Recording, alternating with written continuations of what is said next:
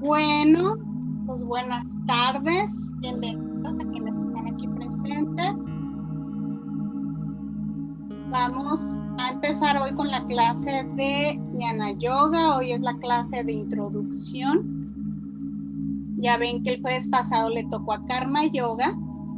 Entonces, el Karma Yoga pues es el yoga de la acción. Y hoy toca estudiar el yoga de del conocimiento, perdón. Entonces, aquí vamos a cambiarle.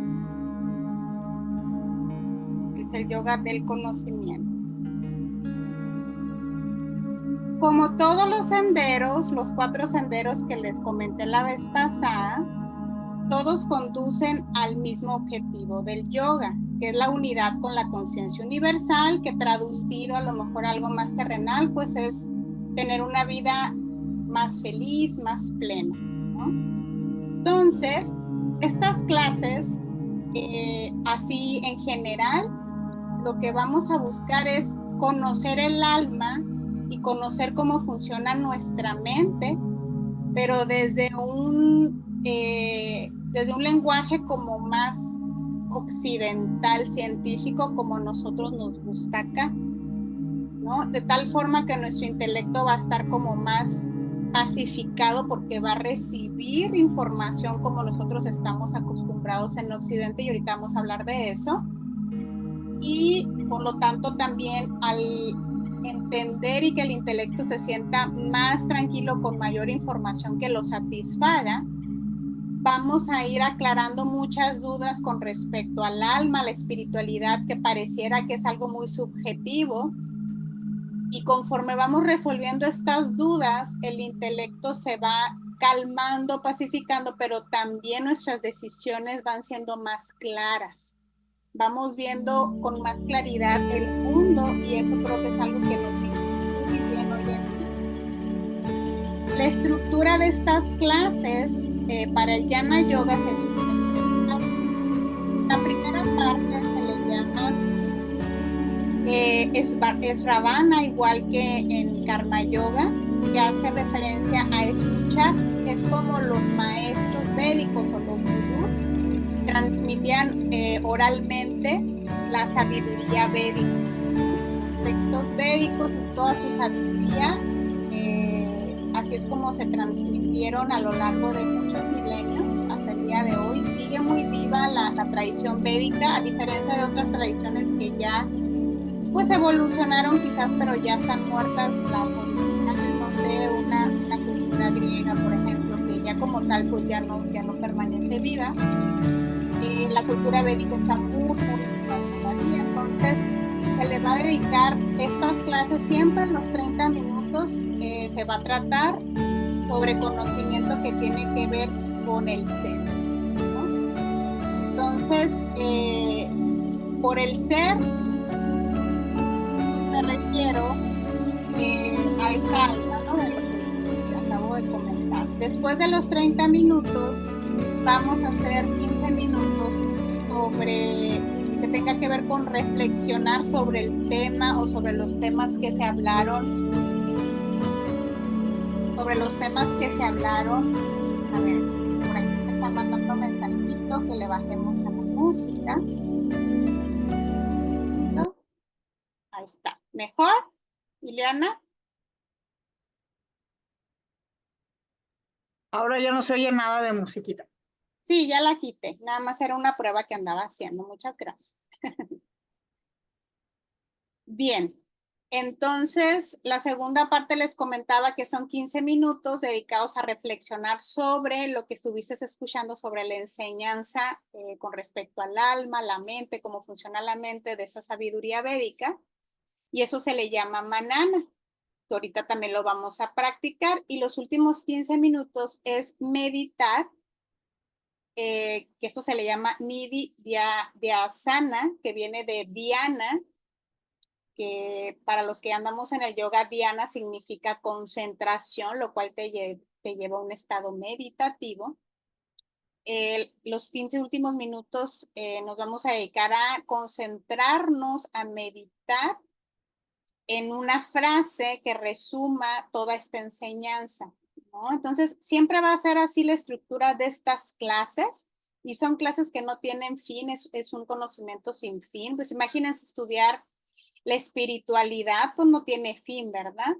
Entonces, en el caso del Jnana Yoga es muy interesante, y ahorita van a ver por qué. Es muy interesante la enseñanza por ser un poquito más apegado a la ciencia. Entonces, creo que es algo muy interesante para nosotros los occidentales o las personas que somos como muy analíticas. Entonces, hoy la introducción, no voy a hablar, no voy a hablar todavía mucho ya de filosofía sobre el ser, sobre la mente, porque primero les tengo que dar los fundamentos sobre qué es el conocimiento, cómo se adquiere el conocimiento, quién imparte este conocimiento, de dónde viene y demás. Y ya después, ya sería escuchar textos totalmente de sabiduría védica. Entonces, vamos a empezar. ¿Alguna duda, Ileana? No, todavía no. Muy bien. Ahora, en la definición de Jnana Yoga es estudiar siguiendo un método sistematizado y organizado sobre el conocimiento de nuestra alma. Al alma se le llama Atman en sánscrito. Y también a estudiar a nuestra mente, porque la mente y el alma están muy vinculados. Ahorita van a ver un poquito de eso. Mana se le llama en sánscrito.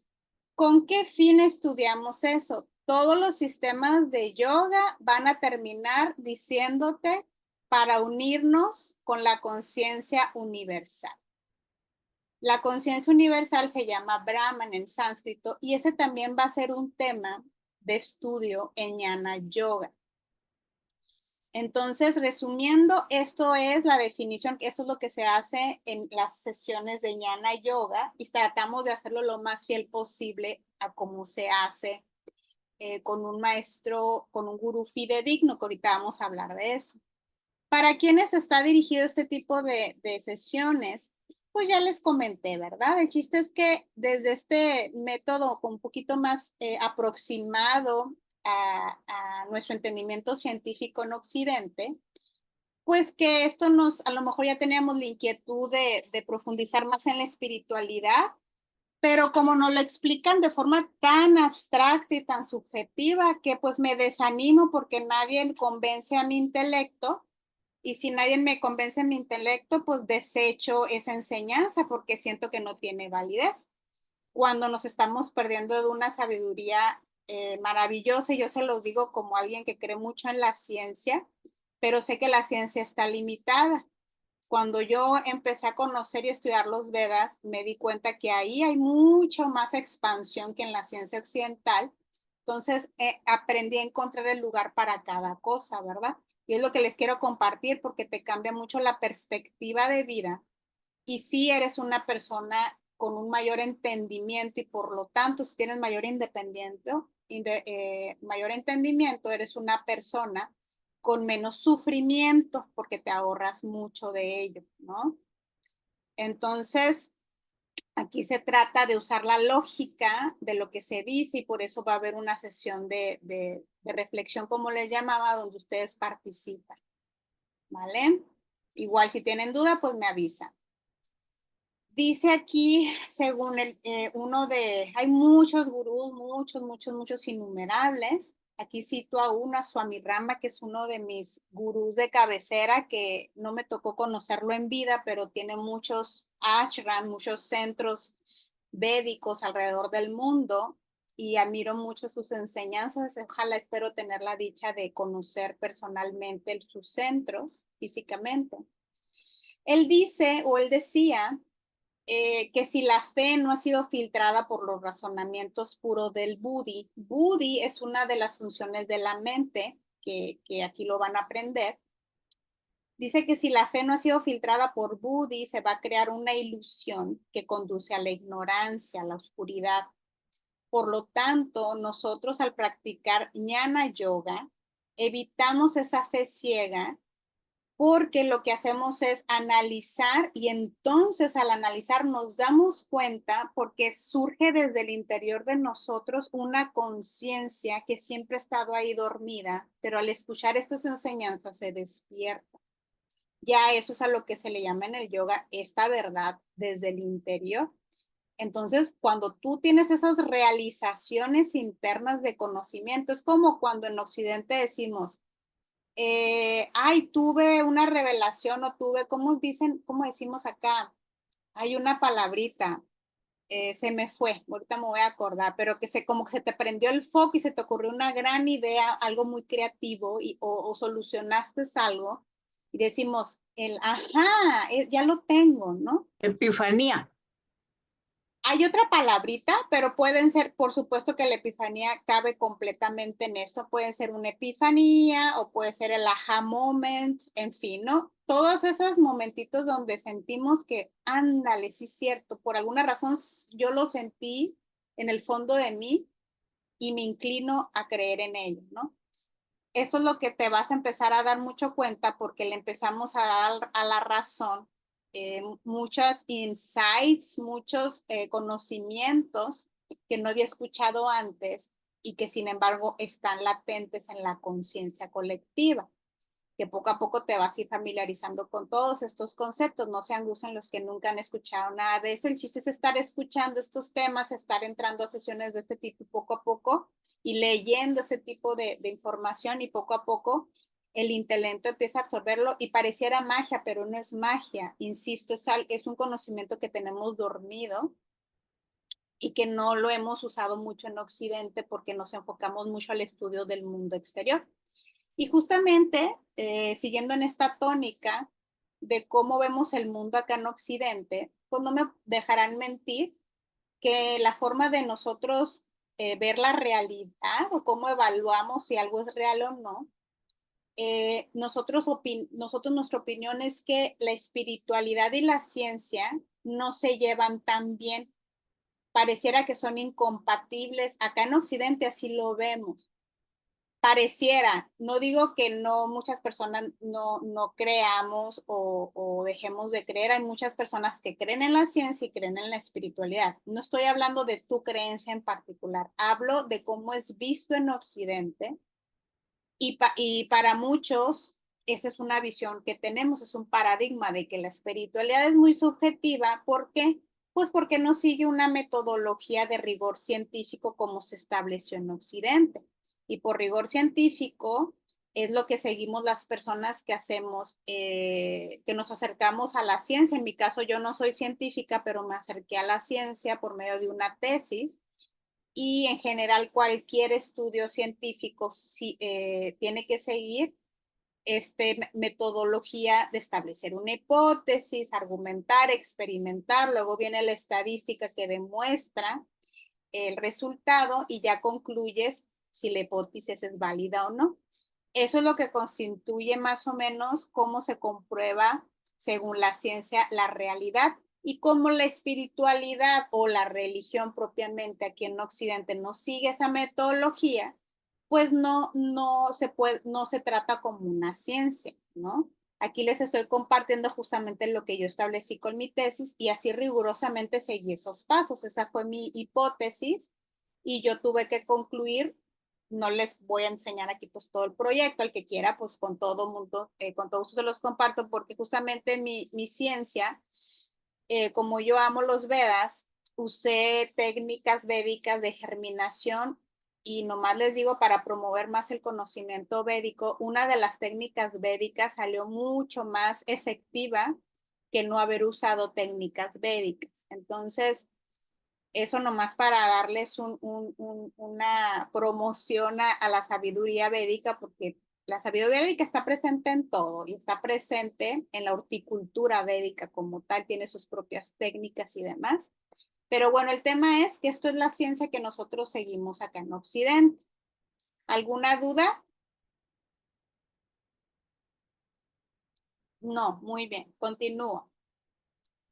En cambio, acá en Oriente, específicamente hablando de los Vedas, de la India, que los Vedas son unos textos sagrados que se fueron transmitiendo oralmente desde hace milenios por gente con una capacidad, vaya diciéndolo, de un intelecto muy purificado, que se le llama un estado de conciencia de iluminación, y realizaron conocimientos interiores maravillosos que lo pusieron en práctica en el exterior y ese es el cuerpo del conocimiento védico que los llevó hasta crear su propio sistema médico, su propio sistema, un sistema médico muy completo que incluye cirugía y demás, que es el Ayurveda, tiene su propio sistema de arquitectura védica, en fin, ¿no?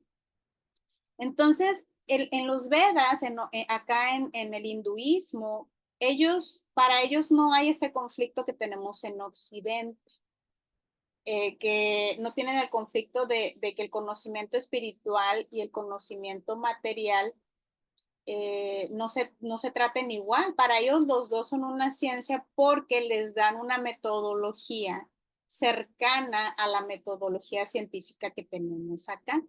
No es lo mismo porque no se pueden medir muchas cosas que es la espiritualidad como tal, pero sí hay una comprobación, ¿ok?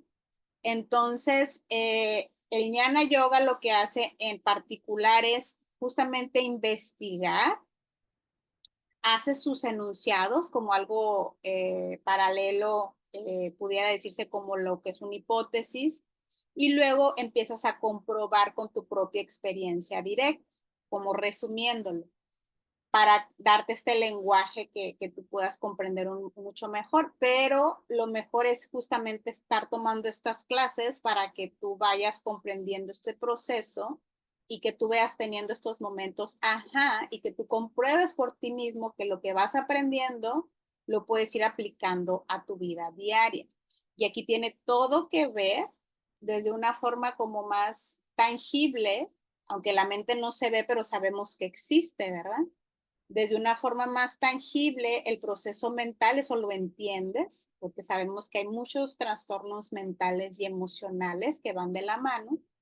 Entonces esa parte sí lo entiendes y aquí se va a hablar mucho del conocimiento de la mente. Y de ahí la mente, hay alguien que dirige a la mente y ese es el alma. El alma dirige a la mente y ahí es donde empieza el estudio del Atman. ¿Ok? Entonces, antes de continuar con los tipos de conocimientos que hay y profundizar un poquitito más en los fundamentos, es bien importante que sepan, que tengan súper claro, porque esto es algo que nos dicen mucho en la tradición védica, los grandes gurús. Yo no me considero una gurú para nada y es lo que te voy a explicar, pero sí tengo autorización para enseñar esto. La transmisión autorizada del conocimiento védico se llama parampara. Parampara significa un linaje o una línea de gurús calificados, muchos de ellos iluminados, otros a lo mejor no totalmente iluminados, pero muy cerca de la iluminación, que sus maestros mismos los autorizaron para ser educadores, para ser maestros. Entonces, esta línea o este linaje viene de hace siglos. Ha tenido pues ya muchas vertientes. Imagínense, a lo largo de siglos compartiendo su linaje, pues ya se hicieron muchas vertientes. Ya hay muchos centros de yoga o centros védicos en la India y posteriormente salieron de la India muchos gurús y se vinieron a América, a Europa, bueno, primero a Europa y después a América, ¿no? Empezando por Estados Unidos y ya América Latina también ya hace mucho que ya tienen presencia del sistema védico.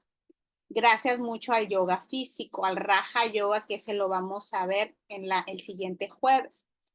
Entonces, esto es bien importante que sepas cuando te quieras tomar esto en serio, pues de qué linaje proviene este tipo de clases. En mi caso, este linaje del que yo provengo es del gurú, de dos gurús principalmente, que eso hay más según mi maestro, pero sus gurús principales del linaje son Ramana Maharishi y Sadhguru Sivananda Murti. Son gente ya fallecida, que son estas personas que ven aquí.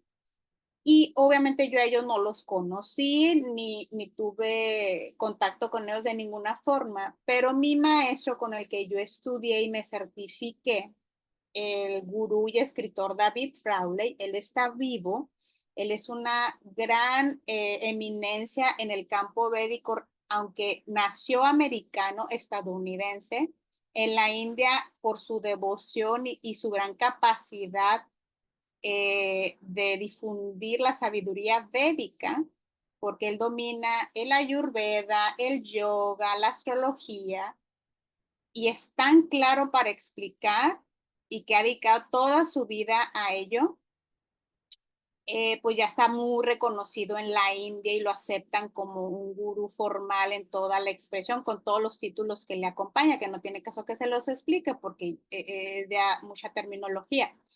Pero él es David Fraile, ahorita se los voy a enseñar. Y aquí el tema que vamos a ir profundizando en las siguientes sesiones es cómo tú puedas validar y elegir a tu propio gurú. Ahora, mucha gente, nomás dejo abierto aquí el tema, mucha gente dice, pues yo quiero ser mi propio gurú interno.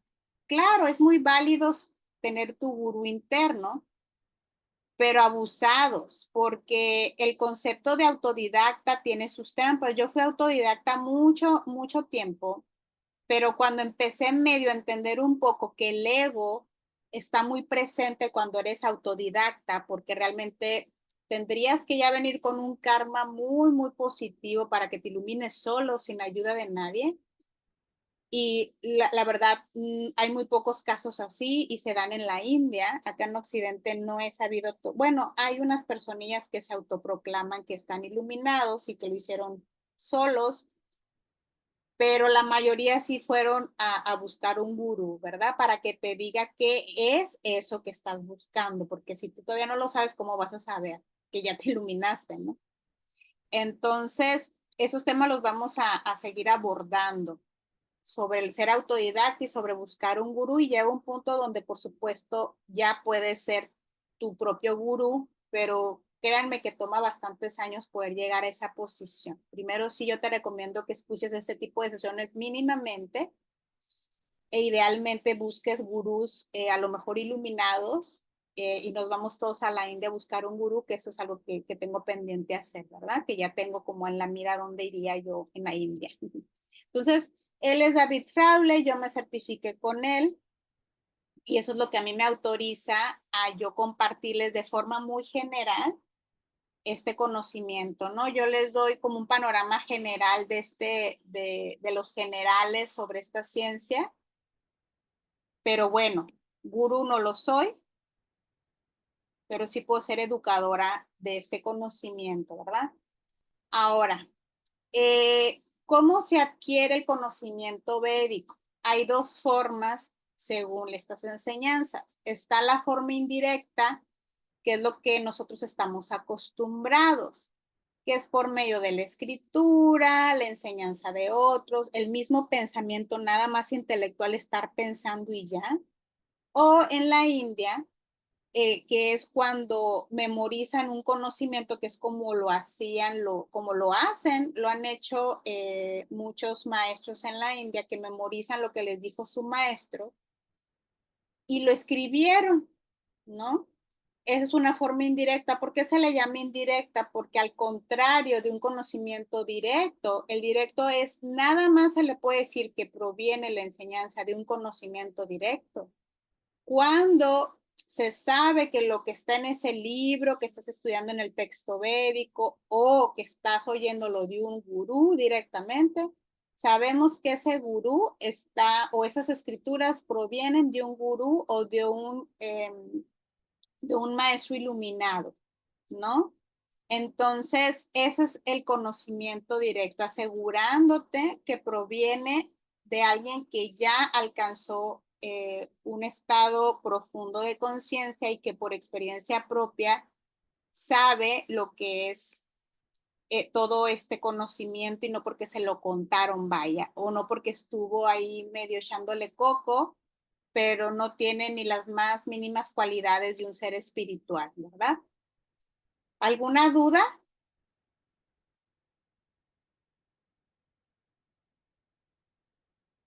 ¿Hola? No, vamos bien. Ah, ok. Bueno, ya para irnos acercando a la siguiente fase, les comento, y ahí les puse al principio unos 2 libritos. La vez pasada en el Karma Yoga yo les dije que para nosotros hay una Biblia, les decía que es el Bhagavad Gita, ¿no? Es algo que nos enseñan cuando nos certificamos, desde una certificación muy sencilla de yoga físico, que es lo que predomina en Occidente, te enseñan el Bhagavad Gita, un librito, ¿no? Pero en el caso particular del Jnana Yoga, eh, este conocimiento viene de unos textos que se llaman Purushartas. Digo, bueno, los Purushartas y también estos que están aquí, los Upanishad. Más que nada son los Upanishad, estos de aquí. Lo que yo le recomiendo más a la gente que estamos en Occidente es investigar, si tienen curiosidad, pongan Vedanta en internet, por ejemplo.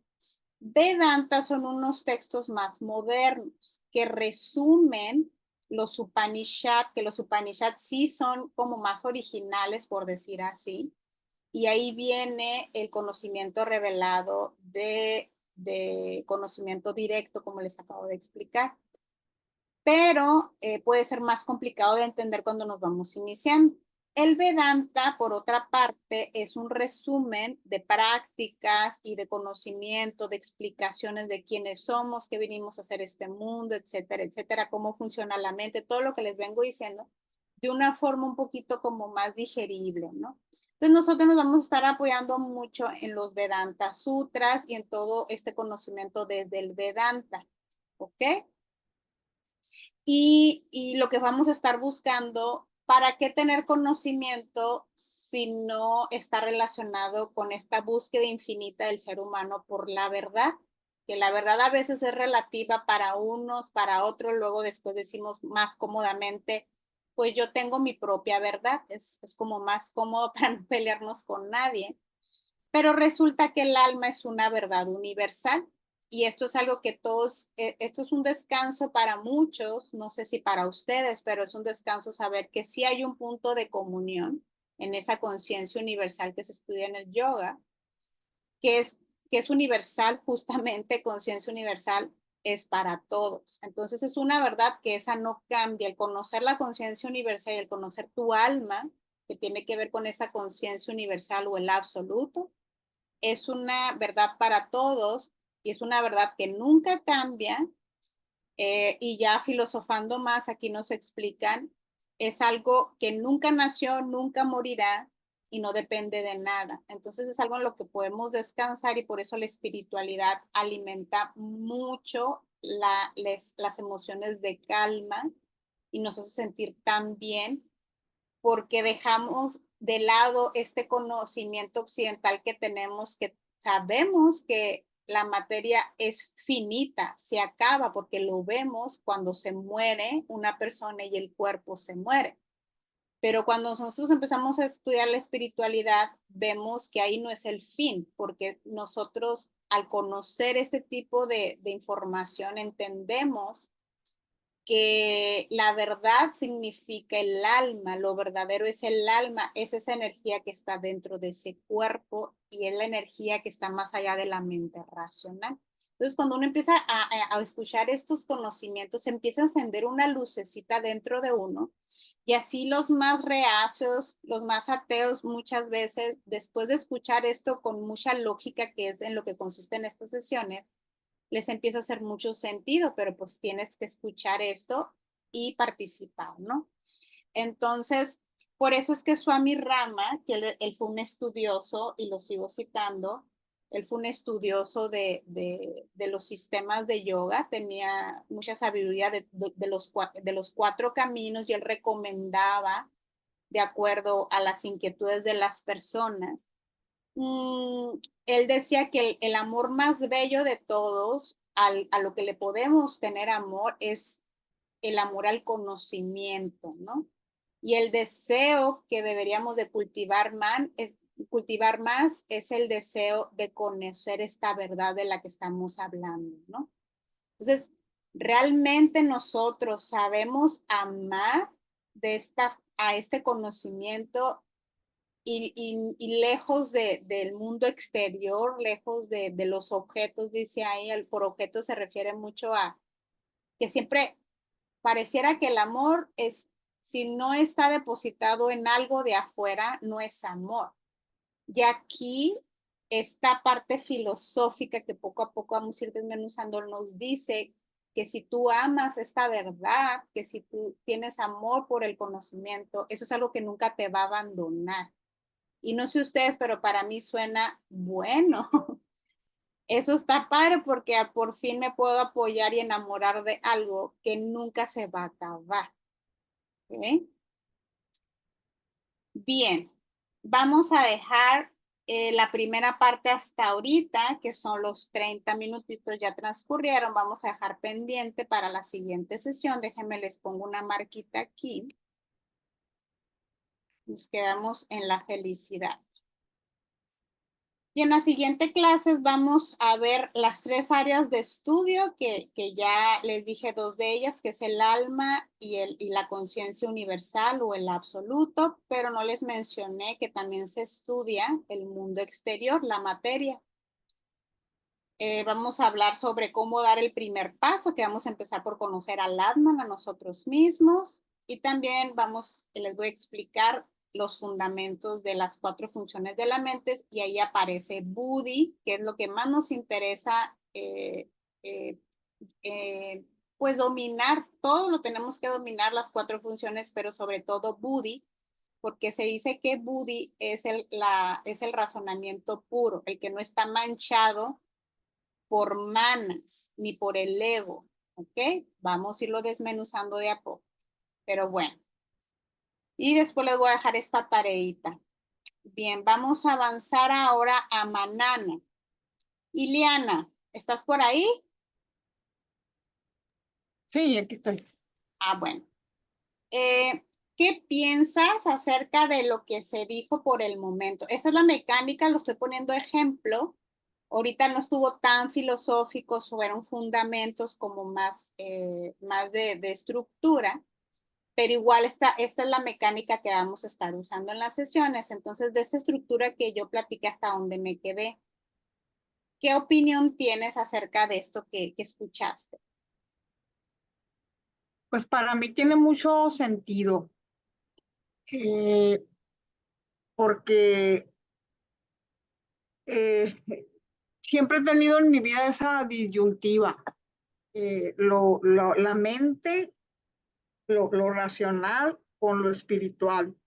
Y siempre he tenido como un desencuentro con esas dos cosas en mi vida y yo quiero tener las dos, pues, o sea, no quiero quitar una porque aparezca la otra, no, no es así, tienen que estar las dos. Yo siempre he tenido en mi vida esa disyuntiva, entonces lo que opté por hacer antes de conocer esto que me estás platicando es hacer las dos cosas cuando se necesite o hacer una cuando se necesita esa y hacer la otra cuando se necesita lo otro. Entonces, pero ahorita con lo que me estás platicando, ya me estoy dando cuenta que existen otras formas de ver esto y que no tienen por qué estar peleados o quitarse uno al otro, sino que se pueden considerar a las dos vertientes como un solo elemento que sea parte de ti. Exactamente. Sí, sí, sí.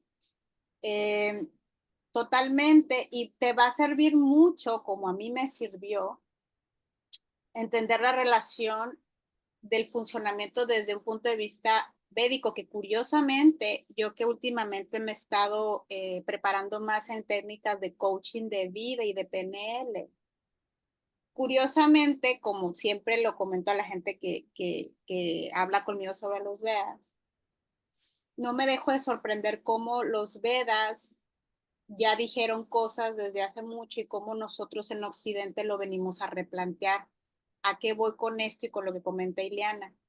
En el coaching de vida que ahorita estoy estudiando, ellos, su base, por eso van a escuchar mucho que los coaches hablan mucho de las creencias limitantes, de las emociones, que tienes que conocer las creencias limitantes, para poder manejar tus emociones. Bueno, todo un tema, ¿no? Y entonces tus acciones van a ir alineadas de una mejor manera, vas a accionar mejor y vas a lograr los objetivos que te propongas. Básicamente esa es la premisa de coaching, ¿no?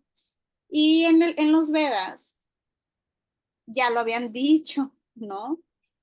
Esta forma, esto que les comenté ahorita, de las 4 funciones de la mente, nos va a enseñar cómo una de esas funciones se llama chitta y ahí es donde se almacenan, son nuestros estados de conciencia que la ciencia se relacionan con las ondas cerebrales de alfa, beta, alfa, delta, gamma y demás, son 5.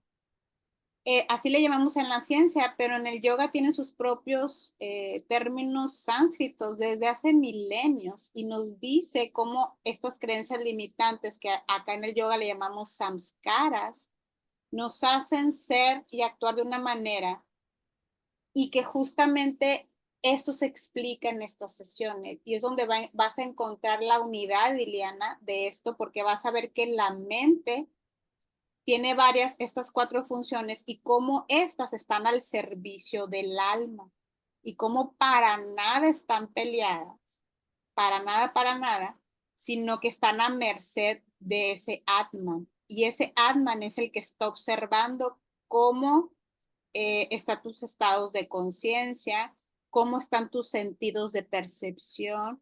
Y aquí es lo que vamos a ir entrenando. Cada una de esas 4 funciones, primero explicarles qué son y segundo, que sepas controlarlas una vez que ya sabes qué son, que sepas observarlas, darte cuenta y controlarlas. Y ahí es donde empieza la riqueza espiritual, sabiendo tú desde ese centro, cómo tú alrededor de ti empiezas a dominar el juego, ¿no? Entonces, totalmente es una unión y eso te va a gustar mucho.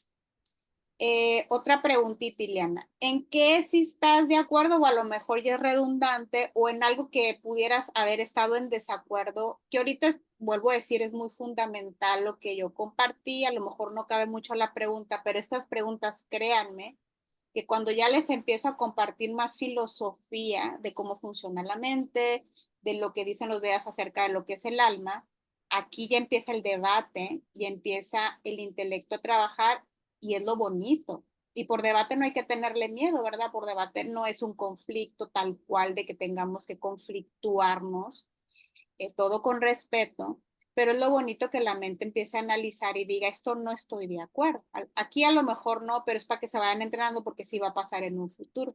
Alguna cosa que te haya hecho ruidito o si no directamente algo que se te haya complicado y algo que se te haya hecho más fácil. Pues sí que van como juntas con pegados esas 2 preguntas, ¿no?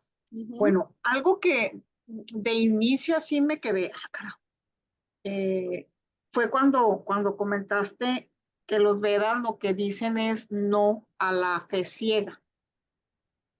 De inicio me quedé un poquito reflexionándolo, pero obviamente más entendiendo los Vedas que pretenden, entendí el sentido en el que lo estaban diciendo, pues más bien es no a la fe ciega sin sentido, pues, o sea, sin analizar, sin reflexionar, porque pues la fe es un tanto irracional, pues no, o sea, la fe, tener fe es creer que el aire existe aunque no lo vea, creer que hay un ser superior aunque no lo vea. Eso es tener fe, pues, y aunque uno le razone mucho, al aire sí lo podemos explicar, pues, ¿no? Pero a un ser superior, por ejemplo, a Dios o como se le llame, pues ahí sí nos metemos en problemas, pues, ¿no? Entonces, entiendo lo que pretenden decir los Vedas de fe ciega, es decir, no te tires a lo tonto, al agujero, ¿no? Primero chécate a ver si, si vale la pena no, o sirve para algo, ¿no? Pero eso es algo que sí me movió el tapete. De lo que se me haga más complicado, pues va a ser el lograr hacer esa unión. es complicado, pero al mismo tiempo siento que ya estoy lista para eso, porque tengo muchos años peleándome con eso, ¿me entiendes? O sea, tratando de cómo juntar en mí, yo como receptáculo de todo esto, ¿no? Cómo junto todo eso en mí. Creo que eso va a ser lo más complicado, pero al mismo tiempo siento que ya estoy lista para hacerlo y que pues, pues si no fuera complicado no valdría la pena, ¿no? O sea, por eso es complicado, porque es necesario, es útil, es bueno, pues entonces siento que he vivido mucho de forma racional, yo he ido en contra de lo que aquí se establece, muy occidental yo, ¿no? Le he dado más peso a lo racional que a lo espiritual, esa es la mera verdad. Nunca he dejado lo espiritual porque siempre he sentido esa necesidad, pero sí le he dado más peso a lo otro, ¿no? Entonces eso se me va a complicar llegar a ese equilibrio. Ujú. No, y es muy, muy, muy, muy normal. A mí me pasa, me pasó y me sigue pasando, pero obviamente pues yo ya me aboqué mucho a esto y ya no tengo tanto ese conflicto. Yo ya estoy como en un proceso más de que, ok, ya me entrego porque mi intelecto, como lo dije en un inicio, ya se pacificó porque mi lógica ya fue así, está siendo cada vez más satisfecha y ya entendí que no está tan desunido esta parte intelectual o esta parte científica que a veces queremos ver las cosas, pero igualito estaba ahí. Y eso de la fe ciega es algo que podemos seguir dando el hilito y para la siguiente clase le vamos a salir más porque hay unos tratados que hablan de esa fe ciega de los Vedas. Entonces lo voy a apuntar aquí como algo para darle hilito en la siguiente sesión. Y ya para cerrar y entrar un poquito a meditación, ¿qué aprendizaje te llevarías de esta sesión de hoy? Primero, me da mucho gusto porque, porque eh, pues me acabas de abrir una puerta, ¿no? Porque quiere decir que no soy la única que se pelea con estas dos partes de la existencia, ¿no? O sea, eso me da mucho gusto, el saber que existe una salida o que existe una puerta o una oportunidad que me permita unir tanto lo espiritual como mi mente. Eso me da, fíjate que me da hasta tranquilidad. Eh, eh, es muy, muy curioso lo que siento porque siento que por fin encontré algo, ¿no? Por fin encontré algo. Eso es lo que me llevo, me voy muy contenta porque sé que hay, que no estoy loca, pues, o sea, que ese pleito que he tenido toda mi vida es normal y hay maneras de equilibrarlo. ¿Sí? Y por eso muchos científicos han encontrado una respuesta mucho en esta tradición, Ileana, porque de ser tan racionales, la forma en que se explica la espiritualidad, porque te explica cómo funciona la mente y ves que desde ahí sacaron muchas teorías psicológicas, dices, wow, porque muchas cosas de la ciencia moderna no se explican y sin embargo las creemos por sentado, que es ahí donde los veas dicen, no lo des por sentado, esa es la fe ciega, no de las cosas por sentado, no porque te lo dijeron, recibe la herencia y no la cuestiones. La invitación de los Vedas es que uses esa gran mente que nos dio, pero que con la práctica de yoga se va purificando tu raciocinio, se te van ocurriendo ideas, porque con la meditación y el yoga mucha gente lo está diciendo, se les aclara el pensamiento y empiezas a tener esos momentos, ajá, y empiezas a tener explicaciones y aquí es donde nos venimos a desahogar un poquito y seguir metiendo conocimiento. Entonces, por supuesto que es muy esperanzado para nosotros los racionalistas. Bueno, pues llegó la hora de justamente como el mejor instrumento, la mejor herramienta para ir limpiando. El conocimiento se adquiere, ya les dije más o menos cómo, ¿no? Que es de forma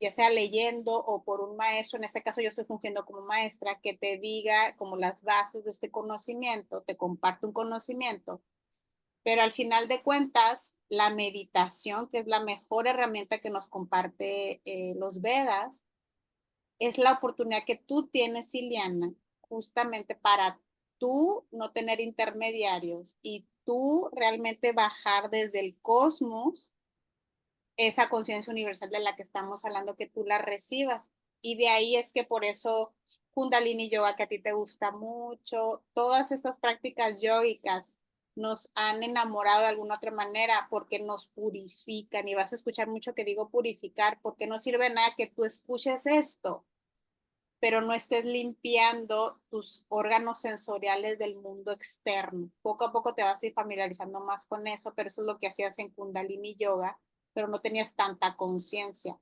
El Jnana Yoga te da esa conciencia de lo que estás haciendo, y entonces ya cuando vas a una clase de Kundalini o de cualquier otra práctica yoica, wow, se expande mucho más tu conciencia y es mucho más rápido los efectos que ves en ti.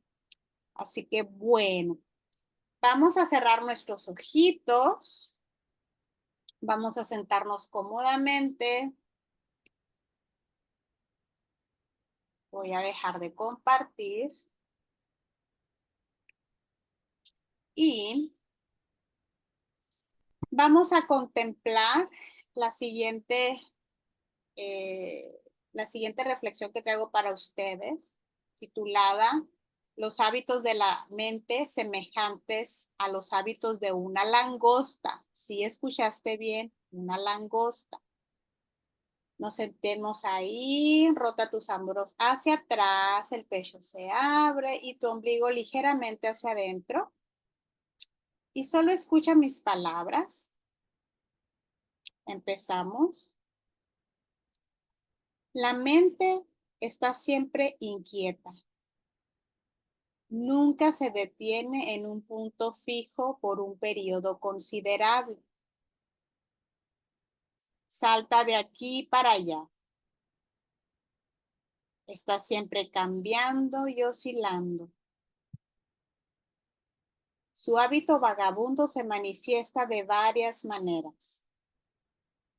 La vasta mayoría de las personas le ha permitido a la mente correr desenfrenada según su dulce voluntad, sus inclinaciones y sus deseos.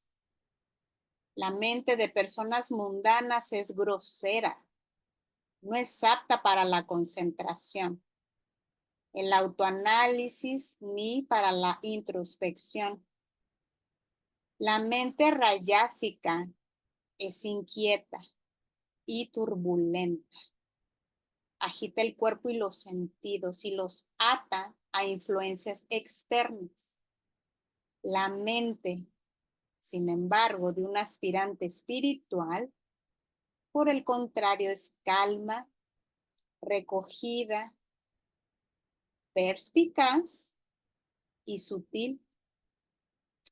Una mente bien disciplinada constituye una herramienta poderosa para lograr el estado supremo de liberación. La indagación espiritual debe ser llevada a cabo en la mente, porque para eso se nos entregó. Ahora, recordando esta contemplación, esto que acabas de escuchar a nivel contemplativo, de los hábitos de la mente semejante a los de una langosta, vamos a tomar con firmeza y determinación la siguiente frase, repitiéndola en tu mente. Mi mente está inquieta como una langosta y quiero cultivar buddhi, mi razonamiento puro. Nuevamente, mi mente está inquieta como una langosta y quiero cultivar buddhi, que significa mi razonamiento puro. Repítela en tu mente profundamente, siéntela, siente el deseo por querer cultivar buddhi. Concéntrate en ella hasta que la sientas profundamente en tu corazón, el deseo de cultivar buddhi, de cultivar un razonamiento puro. que nos ayude a tomar decisiones claras, iluminadas.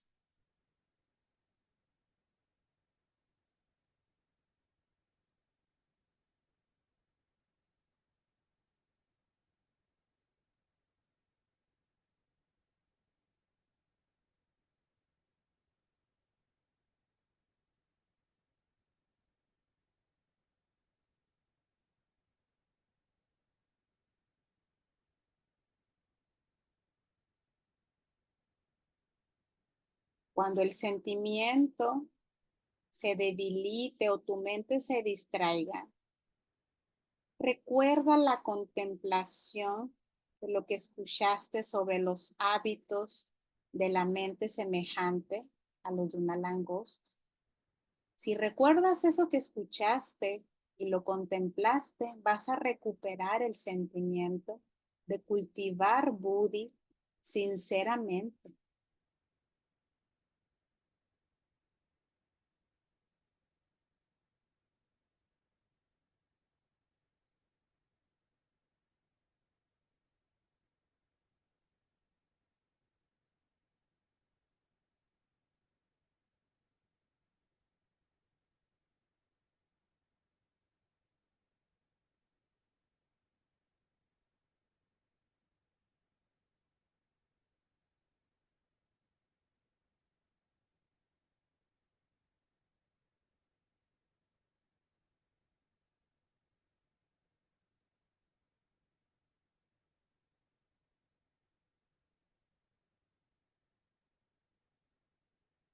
Cada vez que te distraigas o dejes de sentir el deseo de cultivar Buddhi,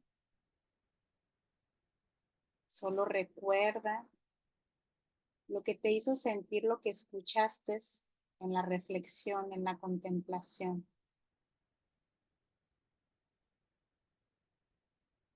Y repite en tu mente: mi mente está inquieta como una langosta, quiero cultivar Buddhi, mi razonamiento puro e iluminado.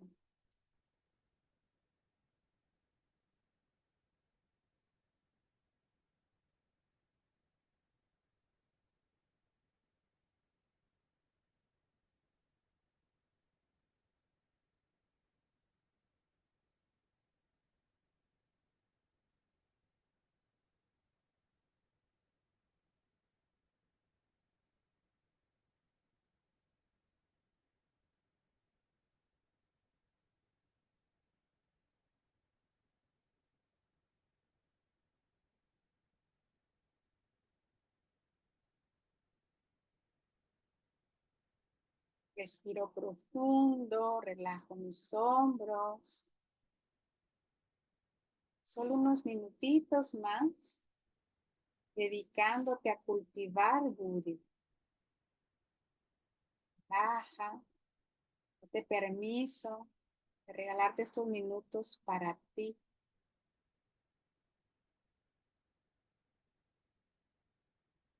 para calmar a tu mente del incesante vaivén. En su lugar, conectar con una de sus funciones más puras, la que verdaderamente nos lleva a tomar decisiones sabias y espirituales, Buddhi.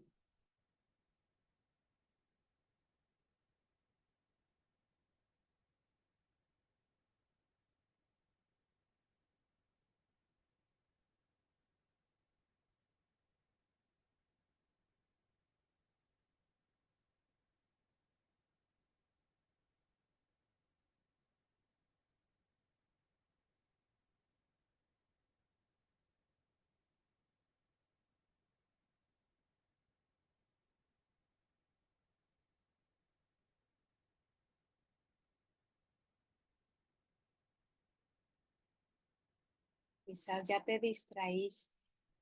Siempre que te distraigas, regresa a tu intención.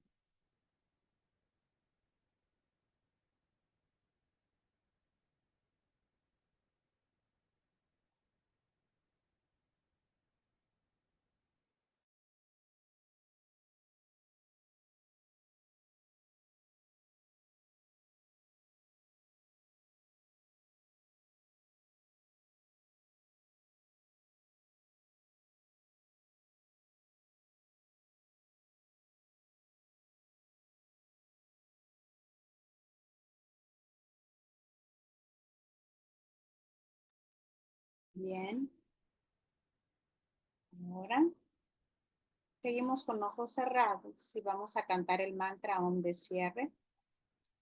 Vamos a cantar una A que se convierte en una O, luego en una U, cerrando los labios en una M. Lo vamos a hacer 3 veces. Inhala.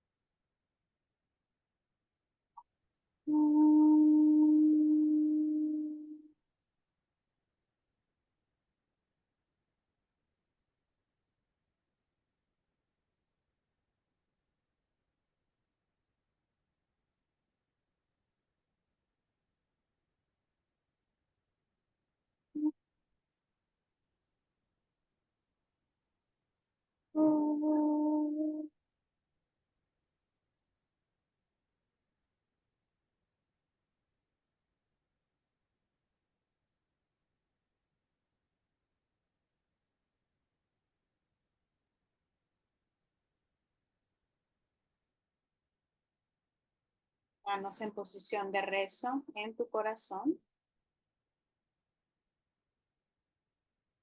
La luz divina que habita en mí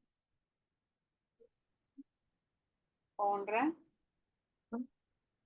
la luz divina que habita en ti.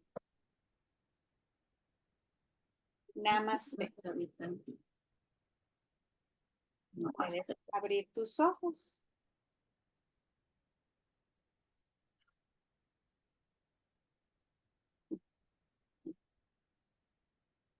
Listo. ¿Cómo estás? Muy a gusto. Créeme que no pensé en nada del trabajo ni nada. Qué bueno. Excelente. Pues esa es la idea, que al mismo tiempo que meditamos, aprendemos y nos enamoramos del conocimiento védico yógico. ¿Vale? Muy bien. Bueno, pues muchas gracias. Nos vemos. Nos Namaste. vemos. Hasta luego. Bye bye. Bye bye.